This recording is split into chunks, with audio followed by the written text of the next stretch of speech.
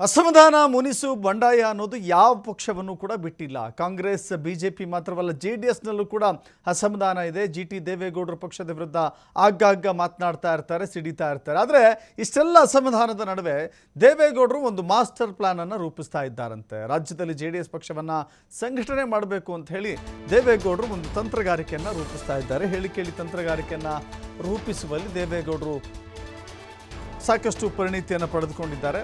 ತಂತ್ರಗಾರಿಕೆಯಲ್ಲಿ ಸಾಕಷ್ಟು ಹೆಸರುವಾಸಿ ಅಂತ ಹೇಳಿದ್ರೆ ಅದ್ರ ದೇವೇಗೌಡರು. ರಾಜಕೀಯ ಪಟ್ಟುಗಳನ್ನು ಹೇಗೆ ಹಾಕಬೇಕು, ರಾಜಕೀಯ ತಂತ್ರಗಾರಿಕೆಯನ್ನು ಹೇಗೆ ಹೆಣಿಬೇಕು ಅಂತ ಹೇಳಿ ಅವರಿಗಿಂತ ಮತ್ತೊಬ್ಬ ಮೀರಿಸಬಲ್ಲ ವ್ಯಕ್ತಿ ಸಿಗೋದಿಲ್ಲ ಅಂತ ಕಾಣಿಸುತ್ತೆ. ನೋಡಿ, ಹೇಳಿ ಕೇಳಿ ಪಕ್ಷದಿಂದ ಅಂತರವನ್ನು ಕಾಪಾಡಿಕೊಂಡಿದ್ದಾರೆ ಟಿ ದೇವೇಗೌಡ. ಬೇಸರದ ನಡುವೆ ಟಿ ದೇವೇಗೌಡ ದೂರಾದರೂ ಎನ್ನುವ ಕಾರಣಕ್ಕಾಗಿ ಯಾರೂ ಕೂಡ ಟಿ ದೇವೇಗೌಡರ ವಿರುದ್ಧ ಮಾತನಾಡ್ತಾ ಇಲ್ಲ, ಟಿ ದೇವೇಗೌಡರ ವಿರುದ್ಧ ಹರಿಹಾಯ್ತಾ ಇಲ್ಲ, ಎಲ್ಲೂ ಕೂಡ ಅಂಥ ರೀತಿಯ ಹೇಳಿಕೆಗಳನ್ನು ಕೊಡ್ತಾ ಇಲ್ಲ. ಅದರ ಬದಲಾಗಿ ಟಿ ದೇವೇಗೌಡರು ದೂರ ಇದ್ದರೂ ಕೂಡ ಅವರ ಪುತ್ರನನ್ನು ತಮ್ಮ ವಿಶ್ವಾಸಕ್ಕೆ ತೆಗೆದುಕೊಳ್ಳುವಂಥ ಪ್ರಯತ್ನ ಮಾಡ್ತಾ ಇದ್ದಾರೆ. ಅಂದರೆ ಟಿ ದೇವೇಗೌಡರ ಪುತ್ರ ಹರೀಶ್ ಗೌಡಗೆ ಕೆಲವಷ್ಟು ಜವಾಬ್ದಾರಿಗಳನ್ನು ಕೊಟ್ಟಿದ್ದಾರೆ. ಹರೀಶ್ ಗೌಡ ನಿಖಿಲ್ ಕುಮಾರಸ್ವಾಮಿಗೆ ದೇವೇಗೌಡರು ಖಡಕ್ಕಾಗಿ ಸಂದೇಶವನ್ನು ಕೂಡ ಕೊಟ್ಟಿದ್ದಾರೆ, ಕೆಲವಷ್ಟು ಜವಾಬ್ದಾರಿಗಳನ್ನು ಕೂಡ ಹಂಚಿದ್ದಾರೆ.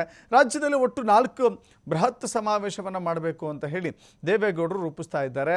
ಒಂದು ಅಹಿಂದ ಸಮಾವೇಶ, ಮಹಿಳಾ ಸಮಾವೇಶ, ಯುವ ಸಮಾವೇಶ, ಜೊತೆಗೆ ಮತ್ತೊಂದು ರಾಜಕೀಯವಾದಂಥ ಸಮಾವೇಶವನ್ನು ಮಾಡಬೇಕು ಅಂತ ಹೇಳಿ 3 ತಿಂಗಳಲ್ಲಿ ಒಟ್ಟು 4 ಬೃಹತ್ ಸಮಾವೇಶಗಳನ್ನು ನಡೆಸಬೇಕು ಅಂತ ಹೇಳಿ ದೇವೇಗೌಡರು ಸೂಚನೆಯನ್ನು ಕೊಟ್ಟಿದ್ದಾರೆ.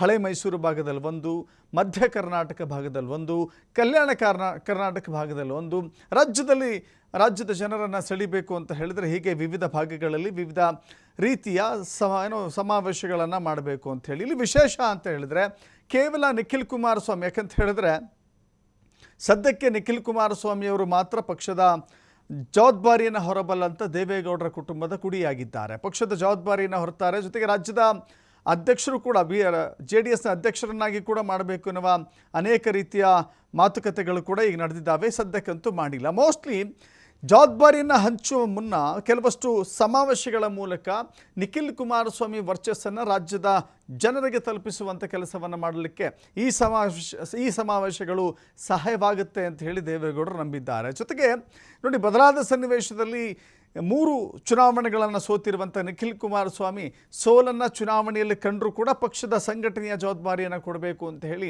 ಆ ಪಕ್ಷದ ನಾಯಕರು, ಮುಖಂಡರು ತೀರ್ಮಾನವನ್ನು ಮಾಡಿದ್ದಾರೆ. ಜೊತೆಗೆ ನಿಖಿಲ್ ಕುಮಾರಸ್ವಾಮಿಯ ಜೊತೆಗೆ ಬಹಳ ಪ್ರಬಲವಾಗಿ ನಿಲ್ಲುವಂಥ ಮತ್ತೊಬ್ಬ ವ್ಯಕ್ತಿಯನ್ನು ಕೂಡ ಇಲ್ಲಿ ಜೊತೆಗೆ ಸೇರಿಸಿಕೊಳ್ಬೇಕು. ಕೇವಲ 2 ವ್ಯಕ್ತಿಗಳಿಂದ ಆಗೋದಿಲ್ಲ. ಬಟ್ ಇಲ್ಲಿ ಟಿ ದೇವೇಗೌಡರ ಪುತ್ರ ಹರೀಶ್ ಗೌಡ ಅವರನ್ನು ಸೇರಿಸಿದ್ದಿದೆಯಲ್ಲ, ರಾಜಕೀಯವಾದಂಥ ಅನೇಕ ತಂತ್ರಗಾರಿಕೆಯಲ್ಲಿ ಅಡಗಿದೆ ಅಂತ ಹೇಳಲಾಗ್ತಾ ಇದೆ. ಟಿ ದೇವೇಗೌಡರು ಮಾನಸಿಕವಾಗಿ ದೂರ ಇದ್ದರು ಅಥವಾ ಪಕ್ಷದ ವಿರುದ್ಧ ಆಗಾಗ ಅಸಮಾಧಾನವನ್ನು ವ್ಯಕ್ತಪಡಿಸ್ತಾ ಇದ್ದರು. ಜೊತೆಗೆ ಮುಖ್ಯಮಂತ್ರಿ ಸಿದ್ದರಾಮಯ್ಯ ಪರವಾಗಿ ಬ್ಯಾಟಿಂಗ್ ಮಾಡುವಂಥ ಕೆಲಸವನ್ನು ಕೂಡ ಮಾಡ್ತಾ ಇದ್ದರು. ಅದಕ್ಕೆ ಅನೇಕ ರೀತಿಯ ಕಾರಣಗಳು ಕೂಡ ಇದ್ದಾವೆ. ಯಾಕಂತ ಹೇಳಿದ್ರೆ ವಿಧಾನಸಭೆಯಲ್ಲಿ ಅವರನ್ನು JDSನ ನಾಯಕರನ್ನಾಗಿ ಮಾಡಬೇಕಾಗಿತ್ತು. JDLP ಅಂದರೆ JDS ಶಾಸಕಾಂಗ ಪಕ್ಷದ ನಾಯಕರನ್ನಾಗಿ ಮಾಡಬೇಕಾದಂಥ ಜವಾಬ್ದಾರಿಯನ್ನು ಟಿ ದೇವೇಗೌಡರು ಕೊಡಬೇಕಾಗಿತ್ತು. ಬಟ್ ಎಲ್ಲೋ ಒಂದು ಕಡೆ ಸುರೇಶ್ ಬಾಬು ಅವರನ್ನು ಆಯ್ಕೆ ಮಾಡಿದ ನಂತರದಲ್ಲಿ ಅಂತರವನ್ನು ಕಾಯ್ದುಕೊಳ್ಳುವ ನಿಟ್ಟಿನಲ್ಲಿ ಟಿ ದೇವೇಗೌಡರು ದೂರ ಆಗಿದ್ದರು. ಆ ನಂತರದಲ್ಲಿ ಅವರನ್ನು ಸೆಳಿಬೇಕು ಅಥವಾ ಅವ್ರ ಜೊತೆ ಮಾತುಕತೆ ಮಾಡಬೇಕು ಅಂತ ಅನೇಕ ರೀತಿಯ ಪ್ರಯತ್ನಗಳಾಗಿದ್ದರೂ ಕೂಡ ಯಾವುದೂ ಸಫಲವಾಗಿಲ್ಲ ಅನ್ನೋದು ಸತ್ಯ. ಜೊತೆಗೆ ಕೋರ್ ಕಮಿಟಿಯಲ್ಲಿ ಟಿ ದೇವೇಗೌಡರನ್ನ ಅವರನ್ನೇ ಅಧ್ಯಕ್ಷರನ್ನಾಗಿ ಮಾಡಿದ್ರು. ಆದರೂ ಕೂಡ ಟಿ ದೇವೇಗೌಡರು ಅಂತರವನ್ನು ಕಾಯ್ದುಕೊಳ್ತಾ ಇದ್ದಾರೆ. ಇದೀಗ ಮತ್ತೊಂದು ಪ್ರಯತ್ನ, ಹರೀಶ್ ಗೌಡಗೆ ಜವಾಬ್ದಾರಿಯನ್ನು ಕೊಡೋದ್ರ ಮೂಲಕ ಟಿ ದೇವೇಗೌಡ ಅವರ ಮುನಿಸನ್ನು ಕಡಿಮೆ ಮಾಡಬೇಕು, ಟಿ ದೇವೇಗೌಡರ ಏನು ಅಸಮಾಧಾನ ಇದೆ ಅದನ್ನು ಕಮ್ಮಿ ಮಾಡಬೇಕು ಅನ್ನೋ ನಿಟ್ಟಿನಲ್ಲಿ ಹೋಗ್ತಾ ಇದ್ದಾರೆ.